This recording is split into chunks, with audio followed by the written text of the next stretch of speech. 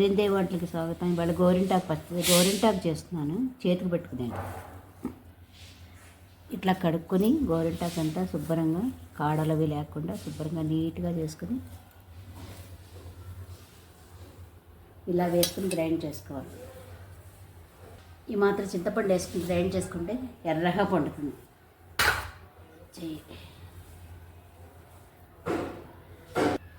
కొంచెం ఇలా నిమ్మరసం కూడా పోసుకోవాలి. దీంట్లో పోసుకుని కొంచెం నీళ్ళు చుక్క కూడా పోసుకుని గ్రైండ్ చేసుకోవాలి.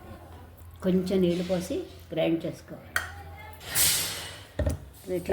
ఇట్లా గ్రైండ్ చేసుకుని ఇలా పెట్టుకోవాలి. మెత్తగా గ్రైండ్ చేసుకోవాలి. చేసుకుని ఇట్లా చేతికి పెట్టుకోవాలి.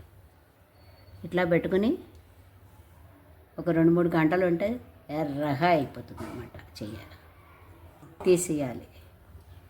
ఎండిపోయేదాకా ఉంచుకొని తీసేయాలి. తీసేస్తే ఎర్రగా అవుతుంది అన్నమాట. లైక్ చేయండి, షేర్ చేయండి.